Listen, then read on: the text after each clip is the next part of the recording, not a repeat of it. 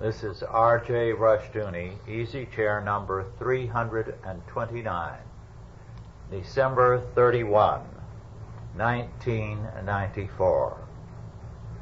Today, Mark Rushdoony, Colonel Donor, John Upton, and myself will discuss, first of all, Christian charity. Now, this is a far more important subject than most people are aware of today, because the modern church is decadent. It has forsaken to a large extent the faith of our fathers, and even more, the practice of our fathers. Today, the gospel of the church is sin and salvation, which is a partial gospel. The fact of sin is a fact that describes all men. The Lord comes with the gift of salvation. But the third aspect is forgotten: service. People assume that salvation is the be-all and end-all of God's purpose. But God's purpose is the kingdom of God. Our service to Him, we are, as the old expression has it, saved to serve. It's sin, salvation, service. These are the three focal points of what the Bible has to say. Well, in the early church, we read that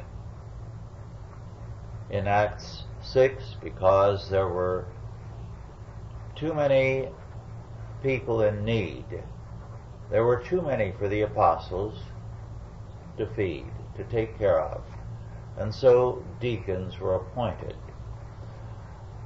Now, the deacons were very much in line with the work of the Levites of the Old Testament, and their functions were very similar.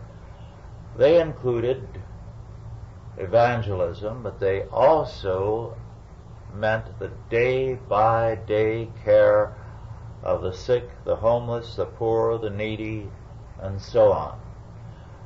The early church very quickly extended this kind of ministry to the widows, to elderly people who were homeless, to children, to Christian education, to a variety of things such as care of the sick, to ransoming the captives, because as Rome began to weaken, piracy became very prevalent. So there was no area to which the early church did not minister.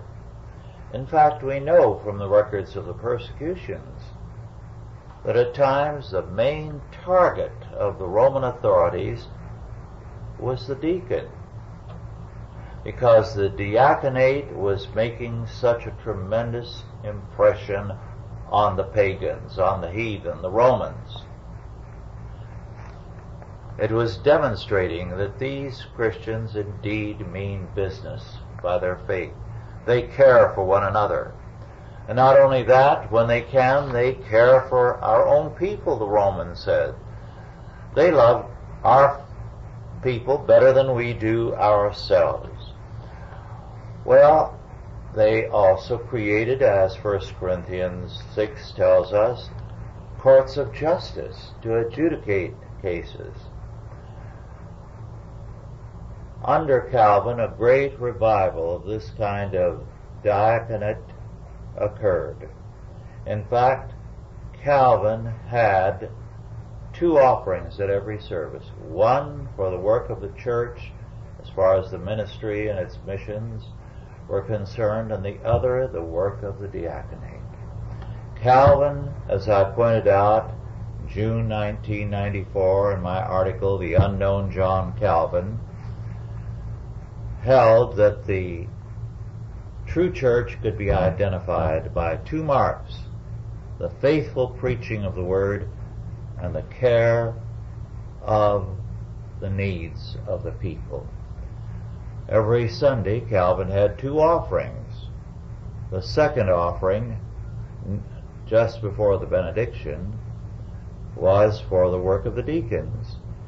And because he knew a lot of people would hesitate to give twice and would pretend they were in deep prayer as the closing hymn was being sung, he'd have the deacons go outside with their baskets and stick it in front of the noses of these people to remind them they were to give. Calvin's work was imitated by a great man of the day, a Catholic bishop, St. Charles now Borromeo. And you still have the societies of Charles Borromeo going on. But the Calvinists tended to forget what the early church and Calvin had done. This is why there will be no true Christian revival until we return to this kind of responsibility. Now, the church at times has done it. In the first half of the last century, the great Dr. Chalmers in Glasgow, the Church of Scotland, did a great deal to revive this type of ministry and took care of the poor in the poor area of Glasgow where he served. A particularly great figure in this respect was General William Booth, the founder of the Salvation Army. Now, this is of very great concern to us because this is very important to the life of Chalcedon. We believe in faith and works, theology and action, head and hands in unison working to serve God. And we have here today, of course, our man John, sent from God, Upton, who has organized and carried on a great deal of work for us, and we will announce some further areas of work in 1995. And we have Colonel Donor, who left politics because he realized there was no salvation through politics, and is engaged in Christian charitable action all over the world on a major scale. I'll leave it for him in a few minutes to tell us more about it. Before we get to Colonel, Mark, would you like to make some comments? Well, I think it's important to distinguish between humanitarianism and Christian charity. Humanitarianism assumes that there's a good in man that we must recognize, and that we help man because of something innate in man that deserves to be helped, and that because we need to find the good in ourselves by helping others to see the good in themselves, and that humanitarianism leads naturally to statist welfare mentalities, because if there's something noble in man, or if there's something noble in ourselves that we have to find by giving to others, then naturally the state, because it's the highest agency of man on earth, has a role in aid to individuals. Christian charity, on the other hand, looks at what God gave to us and says we need to look at others with a gracious, giving concern to show them the love of God. And as God gave of himself and God gave his Son to save us, we can show the love of God to others by our caring and giving spirit to others. And of course it follows, for instance, when Christ washed the feet of disciples, he showed them that they have to be giving, they have to serve others, and they show the love of God and the giving that Christ gave to them by their giving and serving attitude towards others. There's no way I'm washing Donor's feet, though. Let's get that straight right now. But it's your attitude, John. You didn't even bring soap along. You're negative from the beginning. What I want to say to Mark's comment is, Mark, that is a great insight, which I hadn't, one of the many things I hadn't ever thought about before. But what you're saying gets right back to what's so popular with liberal, secular humanist circles today is the rights of man, or even our Constitution, the inalienable rights of man. We have this just because we're men. And it seems to me, in listening to you, what I got is that therefore charity becomes actually a right, and that's what the government now. In other words, we have to do these things for people, and if we don't meet somebody's every need, then they become victims because they have an inalienable right to these things, which of course the state must fulfill. So that's all kind of out of that humanitarian ethic, if I'm hearing you right, rather than a Christian ethic that says, really, you don't have a right to anything. I mean, is that what you're saying? You don't have a right to anything, but out of God's love, we're going to provide something here. Is that right? And Christian charity assumes private property. That we owe this because we show them the love of God, and that we are giving them of ourselves, and we are giving of our own efforts and our own property and wealth to help others. Whereas humanitarian aid and its consequent state aid assumes that men have a right to what you have.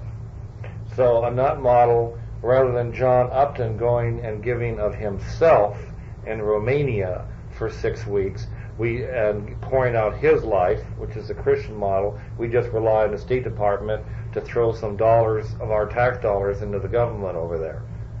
So it's the government foreign aid model versus go and do something yourself. Well, Boaz was a good example. Parker called him a forerunner of a type of Christ. And he was I don't know if I'm pronouncing it right, but a Goel, who was a deliverer and a redeemer. A kinsman redeemer. And the whole concept there is that you deliver people from their need, but you don't live their life for them. And the status welfare wants to control and coerce and keep them slaves by keeping them in need. And we believe in delivering the people out of need and then redeeming them and or restoring them to a productive place in life, whatever that productive place or capacity is. Well, that lack of Christian charity has in fact led to what you're saying, statism and taking over responsibility for people's lives, which means it really leads to slavery, because we've enslaved or enfeebled generations now of people. And I just read somewhere, I don't recall where it was, but that John, it's just what you said, that the government is in the job of selling us on the idea that they are responsible for us and that we are not competent to be responsible for ourselves. Because that's what keeps politicians in power, is the redistribution of wealth. Otherwise, they'd have no job. Well, the first time I even thought about charity is after I read your book, Samaritan Strategy, which is available from me for $9.95 right. discount. And I still for get Russia's readers. I still get my commission for that, right? Well, it depends how this interview turns out. Okay. But what struck me was that we were just talking. Evangelicals were just talking a lot, not doing much. How did you come to the point where you were thinking in terms of serving others? Because that was a big shift from what you had done in the past. Right. Well, and let me talk about my lack. First of all, let me talk about why I did not feel that I needed, as a Christian, to be very charitable in a Christian sense. Is that I was raised. Some people say I was never raised, but I was raised in a fundamentalist home where we were taught to take the Bible very literally, of course. And I spent several decades in the fundamentalist movement, and yet I look back and say, isn't it interesting that we who were taught to take everything so literally had no teaching whatsoever on doing the good works? So God's great command, Christ's great command to love God, and then secondly to love your neighbor, we were never taught that. In Luke 10, where Christ is asked what is the key to eternal life, and he talks about loving your neighbor, And then he illustrates what that means by the parable of the Good Samaritan, of helping those in need. We were never taught that. You know, the book of James, faith without works is dead, and what kind of works might that be? Go into Matthew 25 and find that it's, you know, helping those in need. We never got taught any of that.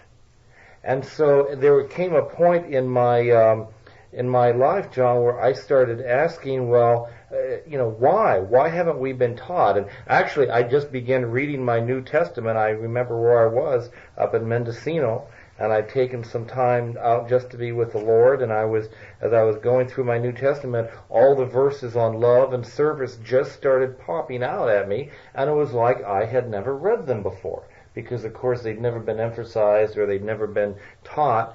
And then I realized that as a Christian I was a complete hypocrite, because for years I'd been going to church and I didn't care anything about other people. I didn't care anything about people, you know, that might be hurting in the very neighborhood the church was in. I realized that myself and my other church members were there because what could we get out of it for me? It was a for me experience. I did not go there to learn how I could help others.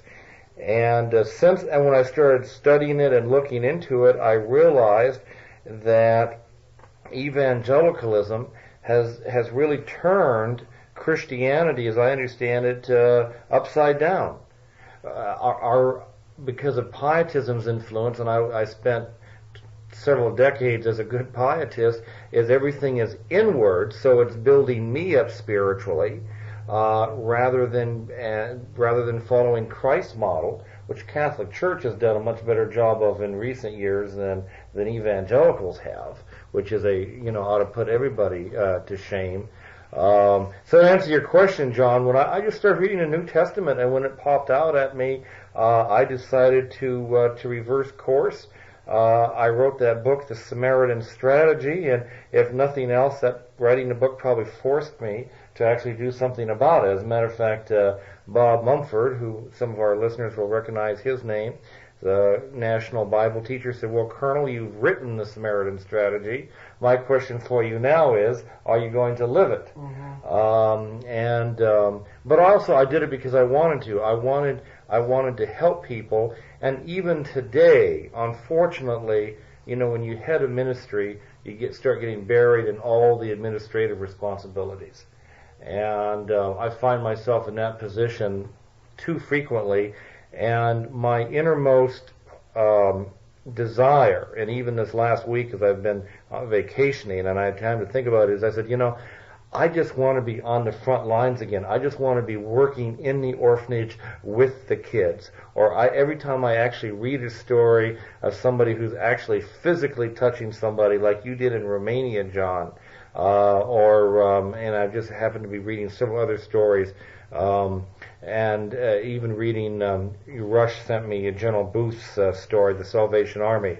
And it's like, hey, that's where we really need to be. That's where I really need to be, is just, one-to-one, what can I do for this person in need? I think when we try to follow Christ, or if we have a heart for following Christ, we're going to feel, I don't know if that's the word I want to use, feel, but we're going to have that motivation that we should be doing something. Now, what got you into, maybe you've already discussed this on numerous other interviews, but on the other hand, they probably haven't heard it for a while, and it's probably new people. What got you to step on a jet plane to Romania? Well, I started to get too successful in the film business. I could just do one film a year and coast the rest of the year, and that's exactly what I did. And then a friend, actually it was Rush. Rush got sick of hearing me complaining about everything, and he just said, well, why don't you go out and do something about something? I said, like what? He said, well, you're a filmmaker, why don't you go give somebody a film? I said, what do you mean, give somebody a film? Nobody gives people films. It's like $150,000. Because what, do you have anything else better to do? And I couldn't answer that question. So I found a church in southeast San Diego who was feeding the the homeless and clothing the people, and they had a crisis pregnancy center and a center for abused women. And I heard about them through Howard Amundsen, and Howard had supported this church. So, make a long story short, I went down there and started filming the people helping the homeless. But the thing that was most striking to me is they lived in trailer parks. And they were almost homeless themselves. And here I lived in a great big beautiful place, and I wasn't doing anything for anybody. So that's what kind of convicted me. And then about a year later, the Romanian thing came on 2020, and I decided that was what I needed to do. But but I tried out one of your things. You wrote in your book that you asked people what they thought of Jerry Falwell and Mother Teresa. Well, I did the same thing. I went with a camera crew to Gay and Lesbian Center in San Diego, and I asked, "What do you think of Jerry Falwell? He's a pig. He's a no good SOB, etc. What do you think of Mother Teresa? She's a saint. She's wonderful." And I said, "Why do you? They both are very similar in certain ways." And they said, "Well, one has credibility and the other doesn't." And that's what I think this discussion's about: credibility. Right.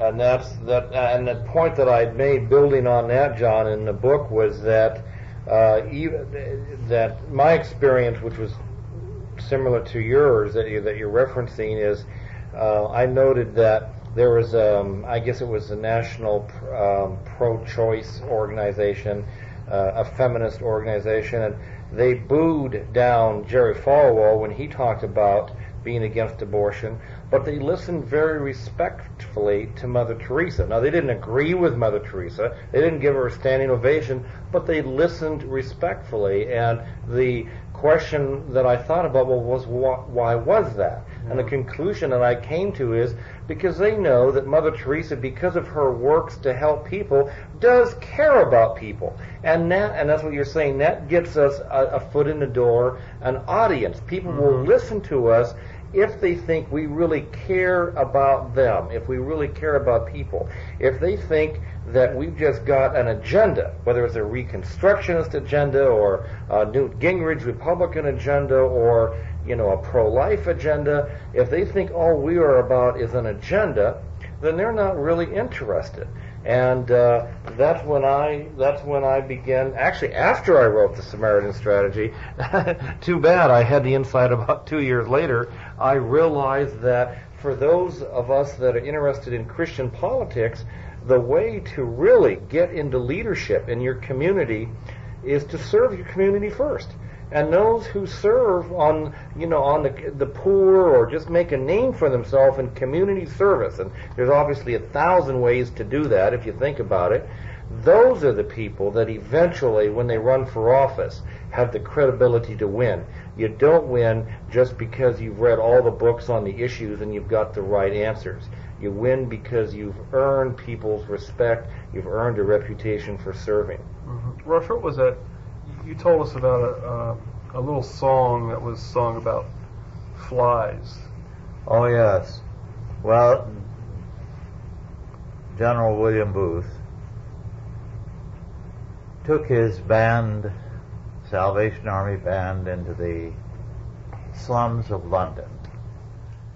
And at that time, the slums of London were something the Western world forgets it ever had. They were so bad.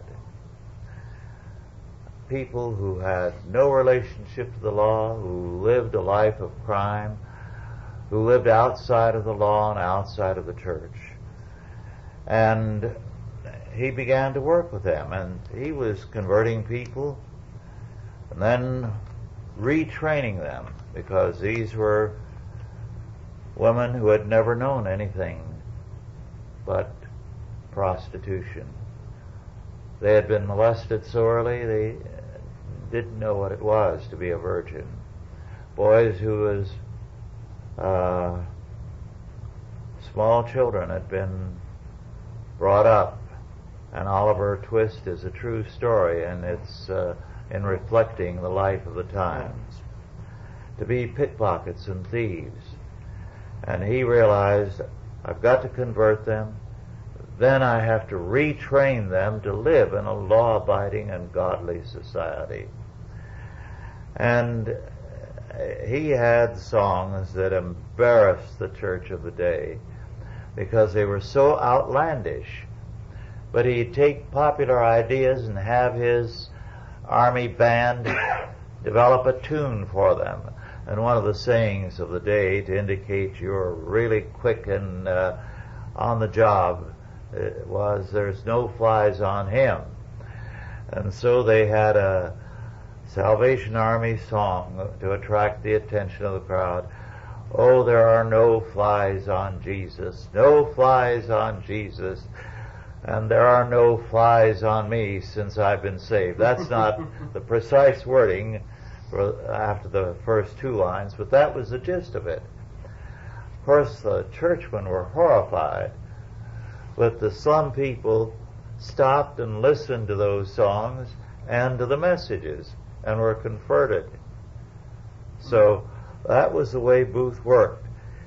He saw the need and he tailored what he had to do to the need, not to the church. Well, how can we, and I know, Rush, this is in your heart to do, and I see more and more you doing it through the Chalcedon Report, but, what can we do, or what can the people listening to our tape do? What can we do to provoke, more of the church or more of our brothers and sisters to good works? How do we get that started? Well, first of all, we set an example. We do it.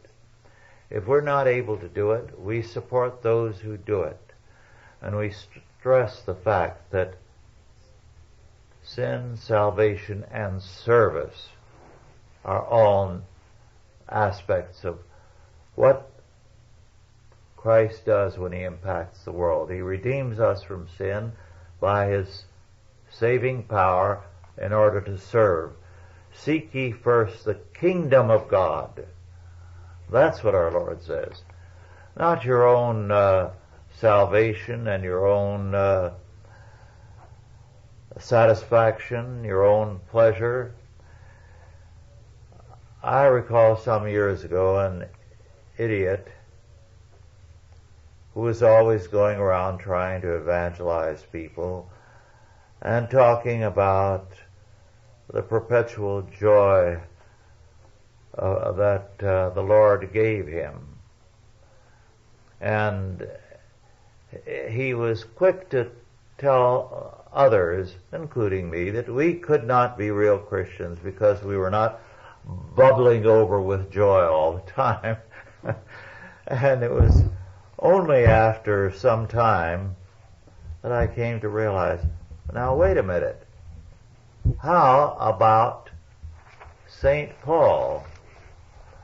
Look at all the times he was beaten. He was not bubbling over about that.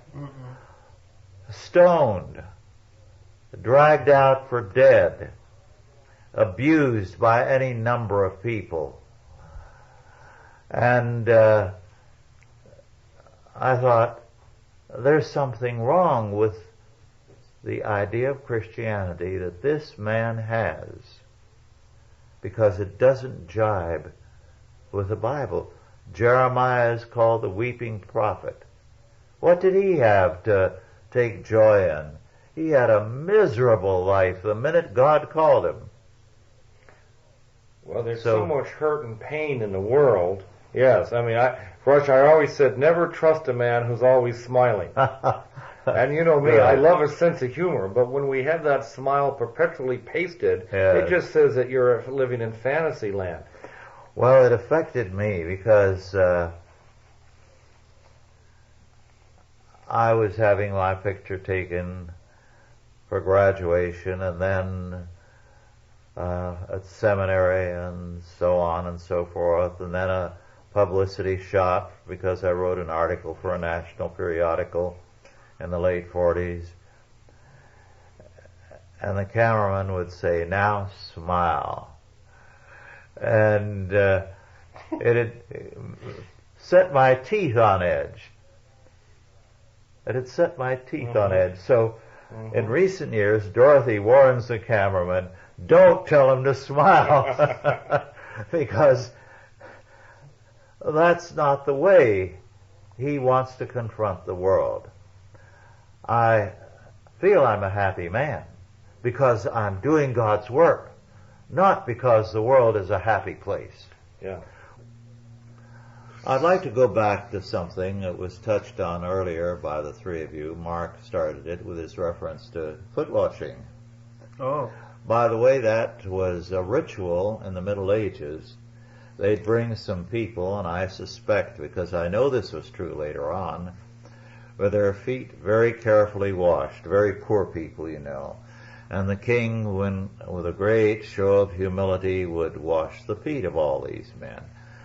Now, it was a good reminder to the king of his place and his duty to serve the people, but it was reduced to a ritual.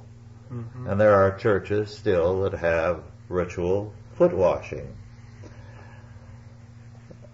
But in the second volume of Institutes of Biblical Law, the first section, maybe 100 pages, I don't remember, I haven't looked at it since I wrote it, I dealt with the meaning of communion and pointed out that the whole meaning of communion was that it should lead to community in Christ. And all that it involves of the diaconal ministries, of Christian charitable activity. So that, as our Lord says elsewhere, that we have freely received, freely we must give. So we have forgotten the meaning of things and reduced them to ritual only. So you're saying that communion to a lot of people is a ritual that yes, that makes them feel like they're partaking in the body of Christ, but then they go home and shut themselves off. At every communion service there's an offering taken for the work of deacons. And that's become just a ritual. Nothing in the way of recognition. Communion is supposed to lead to community. We are to expand the community of Christ, both by bringing them in and by ministering to their needs. Mark, you serve the community by fighting fires. How long have you been doing that, and what kind of interesting stuff have you seen in your kind of service? Well, I've been doing that for about 11, 12 years. Why? Why do you do it? I just started as a community service. I heard that there were not very many people on the local fire department, so I joined.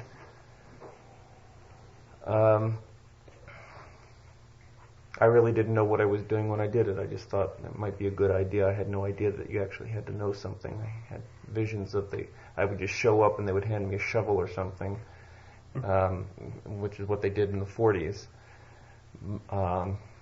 And then once I got into it, and more and more people started dropping out, because there's a problem with a lot of these such agencies as firefighting, is that the state starts coming in and taking over these organizations, and when the state takes over the organization, they start putting sort of training requirements and other requirements on that turns people off, and you have to attend classes for so many hours every so often. That actually discourages people, because when a lot of people who are interested in becoming, let's say, a firefighter or someone on a medical team that might get there before the ambulance, sometimes 20 minutes before the ambulance in a rural area like this, and they find out all the requirements that they're subject to, they become very discouraged. It's a good experience, and I enjoy it. There are a lot of other areas where people can work, though, too. Mm-hmm. What's interesting is that what he said, he didn't know what he was getting into. Particularly after he realized he could easily die as a volunteer Right, fireman. that's the thing. But I think that people think too much about it ahead of time. They have no faith, and they try to organize things for the future when they should just be taking it a step at a time. Because if you would have told me that the stuff that I would have gone through, in certain projects I've been involved in ahead of time, I would have never gotten involved in it. Yes, foresight, in other words. Yeah. That reminds me of one of Mark's experiences in firefighting, which also includes a kind of paramedical work too. Some church group came to have a picnic at Natural Bridges, which is just a short ways from here. It's in a deep canyon, and there are these natural bridges of stone. The water has carved a hole through them. And with a total lack of foresight, this woman of some 250 pounds went down the hill and then found she couldn't take more than 2 steps trying to get back up some distance. So they had to send for the fire department, and they had to carry her up a few steps at a time and switch men on the lower end of that stretcher. So Mark has served in ways quite varied. Well, that just shows you we shouldn't let the calorie challenged beyond certain physical perimeters.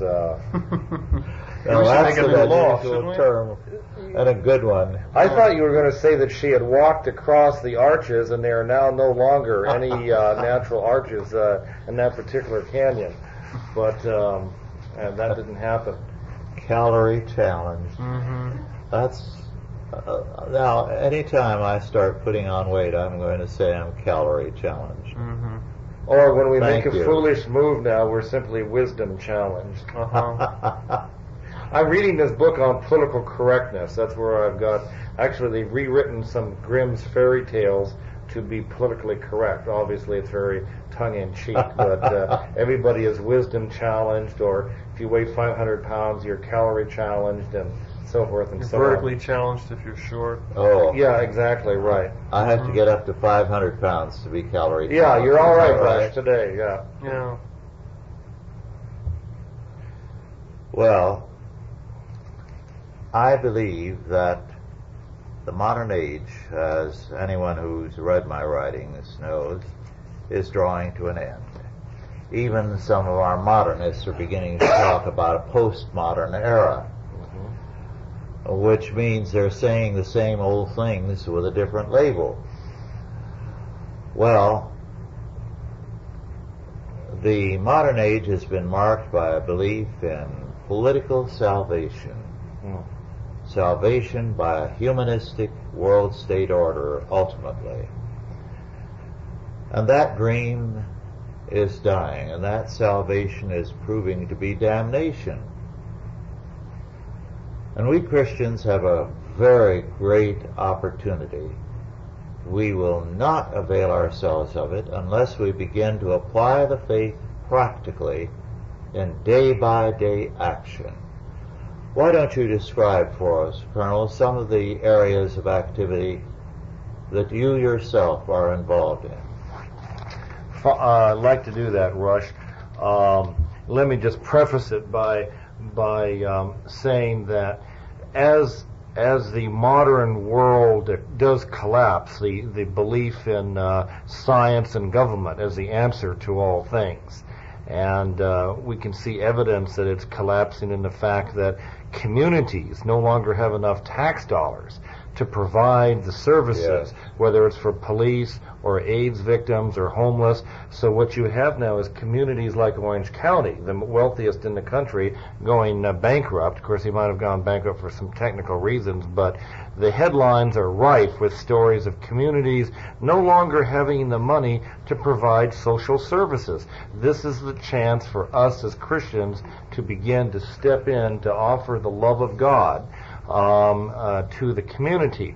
And the other thing I'd like to preface with is saying that for 20 years, I have heard myself say and my colleagues in the Christian right that, oh, isn't it terrible the secular humanists are taking over and they're doing all of these things. And of course, they've never taken an inch of ground that we haven't ceded to them.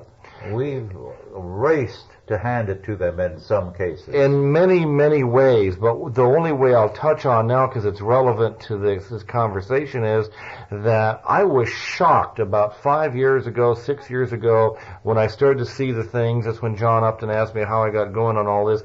I opened up our daily newspaper in Santa Rosa, California. About 100,000 people live there.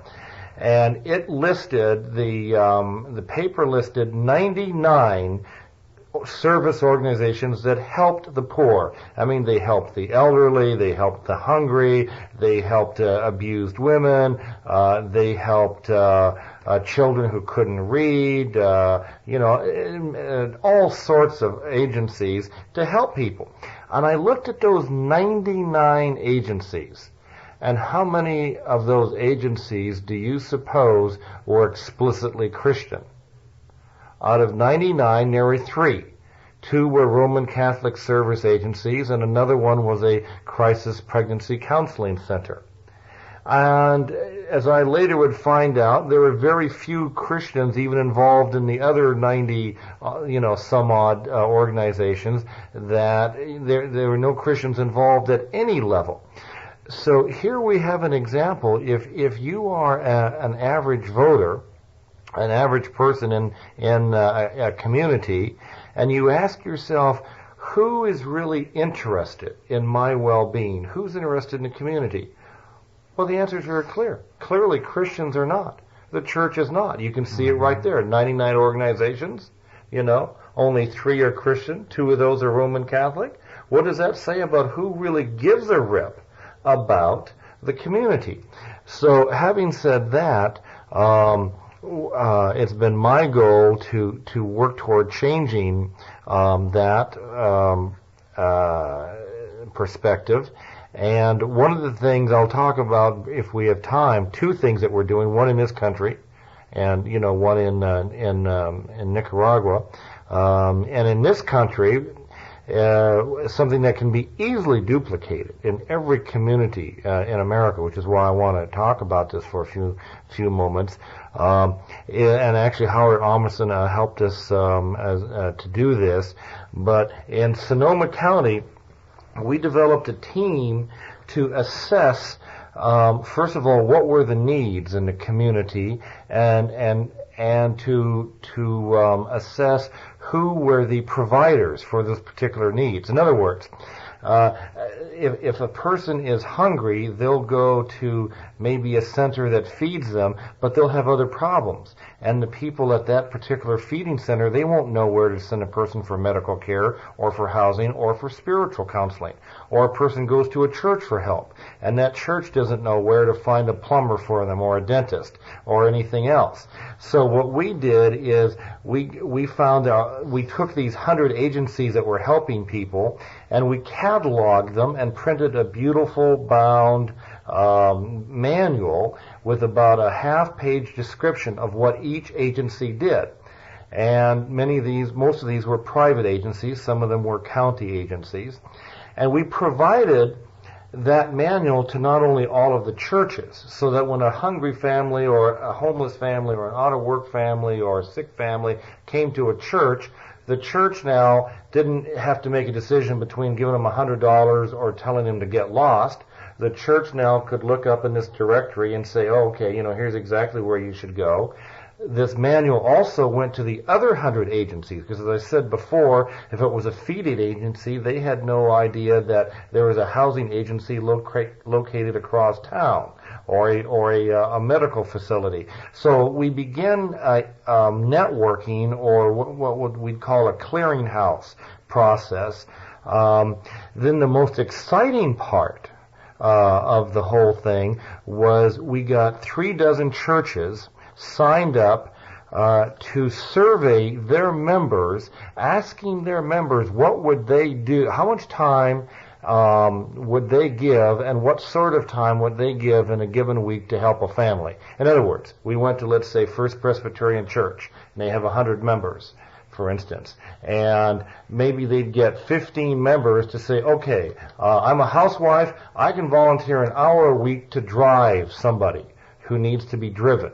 Or I'm a young, college student, I'll volunteer to mow an elderly person's lawn that can't mow their own lawn. Or I'm a dentist, or I'm a doctor, or I'm a plumber, or I'm an electrician, or I'm a psychiatrist, whatever. I will volunteer to do certain things. So we got hundreds of people from 36 churches to volunteer services and time, and we computerized all that into a data bank. So word quickly spread throughout our county that when you had a problem, you called our clearinghouse.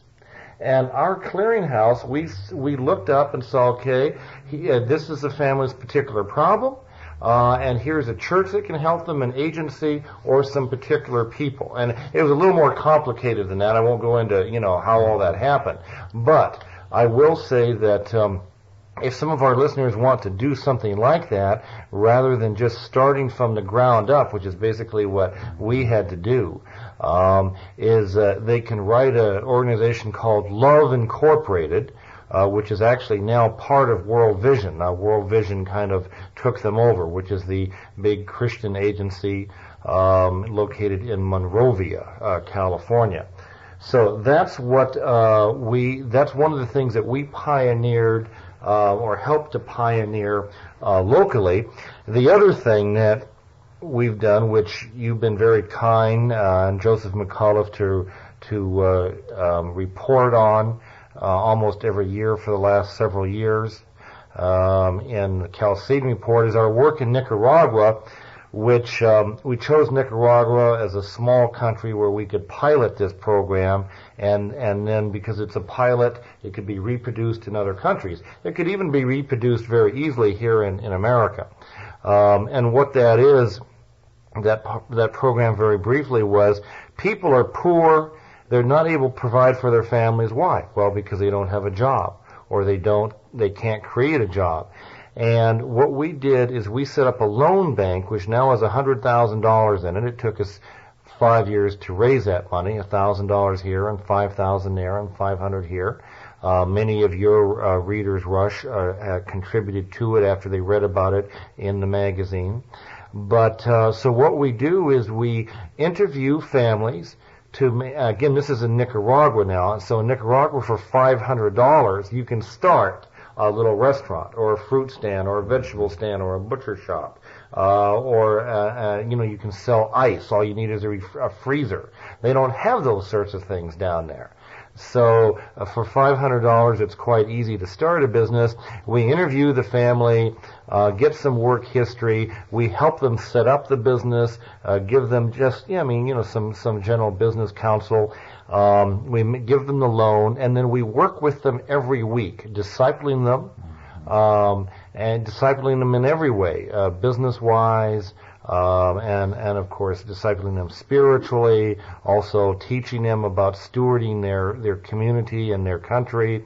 And then after 6 months, they pay the loan back. Often they begin paying it back immediately, but we work out a payment program so that within about 6 months, the business is complete, up and running. They have paid the loan back so that we can now go to another family. And we've been doing this, I would say, on a real active level for about 3 years. We've started over 300 businesses, and we're now beginning to get to a level where we'll be starting about 150 to 200 businesses each year. Some of these businesses employ 10 or 20 people. Our rate of repayment, our success rate is 97%. And the interesting thing is the entire country knows about what we're doing, and this has been a tremendous witness for Christ and for the church. The president of the country calls on us. The vice president of Nicaragua recommends families to us. He calls us up and says, I've got some families I think, should get some loans. The Congress of Nicaragua, the entire Congress voted to give us a special tax status. And the point is that this whole country said, hey, here's a group of gringos coming in that really wants to help our people, not by giving them some handouts, not some sort of a welfare system, not by giving them money, but by helping them stand on their own 2 feet, giving them loans, giving them some business counsel, and then taking that money back, holding them responsible for it. And I personally believe that if we did something like that in our inner cities in America, it could be make a real difference. Something that we haven't discussed, but we should, is the impact that charity has on the giver. I can see a big change in Colonel and myself. Before, I'll venture to say, Colonel, you can correct me if you want, but we were a couple of powerful, predatory beasts. Something in me still likes that description. I like what that is that? too. Yeah. But we would prey upon people. We would Instead of praying for people, we prayed upon them. We were close, but we just had it twisted a bit. But charity has changed the both of us, and charity is something that can make your life. There's a good friend of mine who's a very well-established makeup artist, and she gets no joy from making up movie stars, but every other weekend she and some of her friends go to an old age home.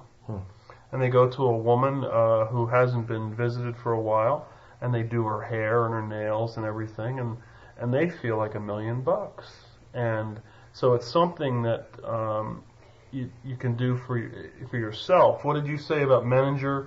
Menninger said that if you want to get healed from psychological troubles, help somebody else. Yes, help somebody else. Yeah, and I think it's important to keep that in mind, that the giver and the recipient create something. And then as far as community is concerned, if you have a personal effort, a relationship is formed between the giver and the recipient. And that's the most important thing. That's what will that enables people to serve others, if there's a relationship. People, I'm sure that it's neat for you to know that some guy that started an ice business now employs his son, and maybe his son went off and started another business, and they had children, and in a very direct way, you have made a difference in somebody's life, and that's addicting. When the Menninger quote about, what was that? If you want to, how's that quote? Help yourself, help somebody else. Yeah, I know. I've heard that in many different ways. If you want to get out of your own depression, just go help somebody else. And I think we become so self-absorbed. And, I read about all of these stories, or you talk to people, even successful business people, or many people retired, and they're just old, and they're bitter, and they're cranky, and they're mad at everything, and they have so much to give yet. So why don't you just go out and help somebody? Or these people that commit suicide with millions of dollars, because they're so unhappy, or become drug addicts or alcoholics, another form of suicide. If only they could just go and help somebody. I think they would pull out of that. And someplace in the Bible, I remember running across it, and I made notes, but it was years ago on it. But there are verses that talk about the same thing that we're saying, is that if you want to, be filled, have with joy, a good way to do it is serving other people. And of course, I think we've got to be honest. Sometimes it's nasty to serve other people. They're not grateful. They're vicious. We run into all sorts of people out there. But by and large, I think the experience is certainly one of the most rewarding we could have. It's something I've noticed on fire departments, that it's probably true of most charitable organizations. If you volunteer to help, you don't know anything about what you're supposed to do or how you're supposed to do it. If you volunteer to do some work for an organization, they'll probably let you do as much work as you want to, and it won't take very long before you know as much as anybody, and they may let you just run with the whole thing. So you can learn do as much as you really want to do for most volunteer organizations. Yeah. Okay, I got to jump on this. Can I jump on what Mark just said?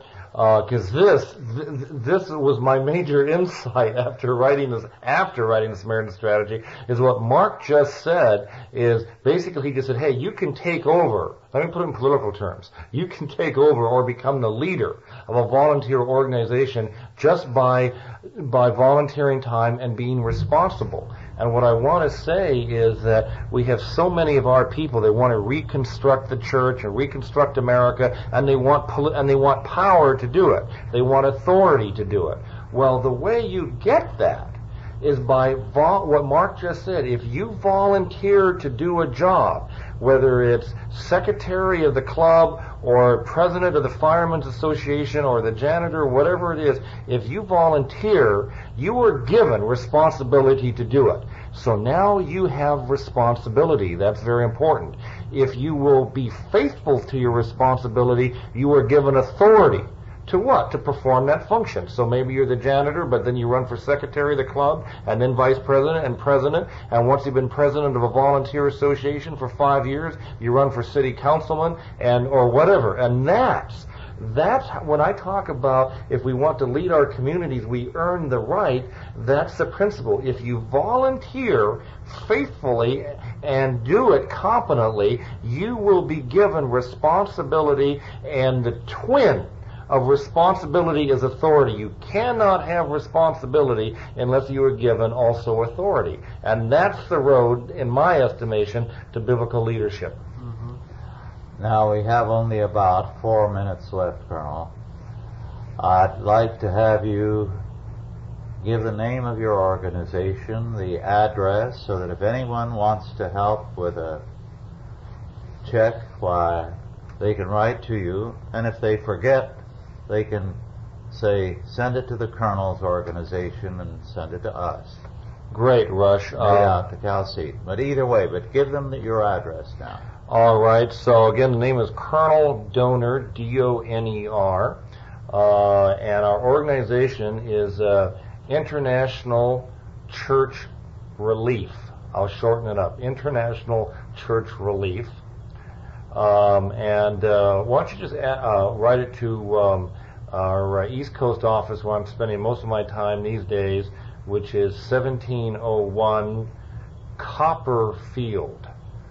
As in David Copperfield. Right. Circle, Tallahassee. That's a tongue twister. T-A-L-L-A, what is it, double H? No, one H, A, double S, double E. So that's T-A-L-L-A-H, what is it, A-S-S-E-E. That's what you get for living in an Indian reservation. But Tallahassee... Jimmy Swaggart didn't have that. He would have gone broke. Yeah, exactly. Florida. That's what... what's that box? I have to ask my wife, what is our zip code? 32312. Boy, it's amazing. I refuse to memorize bureaucratic codes. I don't know my Social Security. I know my birthday because that wasn't given to me by the government. And if you would like to get a copy of my book, The Samaritan Strategy, if you send us $1 for some stamps, I'll be happy to, since you're all friends of Dr. Rushini, happy to send you a complimentary copy. Well, I would suggest you send in $10 for the book. I don't want to see Colonel beggared, because there are a lot of you listening there who are good readers. Well, thank you all for listening, and God bless you.